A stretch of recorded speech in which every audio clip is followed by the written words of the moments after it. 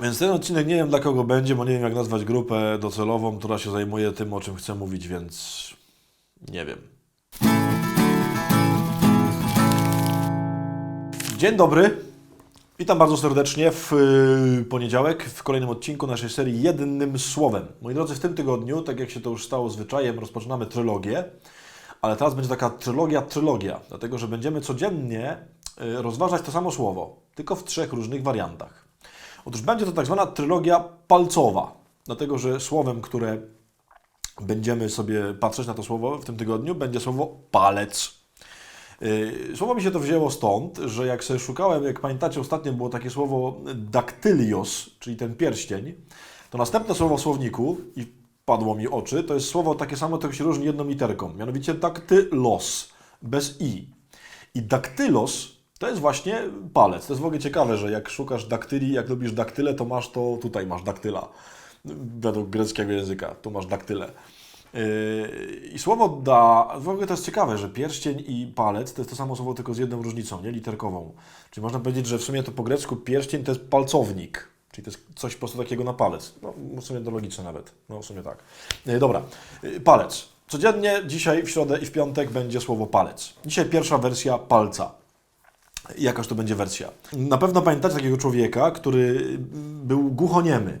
W sensie nie słyszał i nie mówił. I Pan Jezus tego człowieka, to jest opisane w Ewangelii Świętego Marka, między innymi, 7 rozdział, uzdrowił w ten sposób, że wziął go tam na bok, wsadził mu palce w uszy i potem zwilżył śliną jego język. I chciałbym, żebyśmy się oczywiście skupili na tym palcu. Moi drodzy, Pan Jezus miał bardzo wiele sposobów uzdrawiania. To wiecie, wykonywał różne gesty, mówił różne słowa, czasem nie mówił, czasem wykonywał gesty, czasem nie wykonywał. Jakby mam wrażenie, że przy każdym człowieku Pan Jezus szukał jakiegoś odpowiedniego sposobu, żeby uzdrawiać. Ten to jest jeden z moich ulubionych. Dlatego, że lubię sobie to wyobrażać, jak to było, kiedy on tego człowieka, no właśnie, wziął go na bok i wsadził mu palce w uszy. Słuchajcie, to jest niezwykle intymna rzecz. No nie dotyka się ucha człowieka, którego się nie zna. Można obcemu człowiekowi rękę podać i to już jest jakiś kontakt fizyczny, który nawet niektórym sprawia jakąś trudność. Ale trudno sobie wyobrazić, że zupełnie obcemu człowiekowi, nieznanemu, wkładamy palce w uszy. No weźcie sobie wyobraźcie, że jedziecie tramwajem, siedzicie, nie wiem, w fotelu tramwajowym i nagle ktoś z tyłu za wami wam palec do ucha wkłada i wam zaczyna tam trzymać ten palec w uchu. No wiadomo, że w ogóle zboczeniec, policja, w gębę bym dał i tak dalej. Pan Jezus to właśnie robi. Co to znaczy? On z tym człowiekiem za pomocą swoich palców, a konkretnie pewnie 2, wchodzi z tym człowiekiem w niezwykłą intymność. Potem to będzie kontynuował jeszcze bardziej, no bo weźmie swoją ślinę i położy mu na jego język. Można by sobie pomyśleć, że to tak jakby się z kimś całować. Dokładnie. Pan Jezus z tym człowiekiem wchodzi w niezwykłą intymność, w niezwykłą bliskość. I dzisiaj w tej naszej pierwszej odsłonie palcowej trylogii chciałem, żebyście pomyśleli właśnie o takim palcu Pana Jezusa. Czyli żebyście zapragnęli, a myślę, że w większości tego pragniemy, tylko żebyśmy to dzisiaj sobie wzbudzili, czułości i intymności od Pana Boga.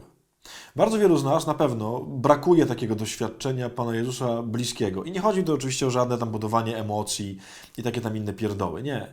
Tylko o doświadczeniu Boga jako kogoś bardzo bliskiego, kogoś namacalnego, kogoś, kto jest czuły, kogoś, kto intymnie ze mną obcuje w jakiejś takiej niezwykłej bliskości. I chciałbym, żebyśmy dzisiaj z tymi palcami Pana Jezusa pochodzili, prosząc, Panie Jezu, bądź ze mną w taki sposób. W sensie, daj mi doświadczyć intymności i bliskości z Tobą, tak jakbyś mnie dotykał, całował, żebyśmy byli naprawdę bardzo blisko. Chodźmy dzisiaj cały dzień z taką modlitwą o bliskość, o intymność, bo to właśnie oznacza ten nasz pierwszy Pana Jezusowy palec.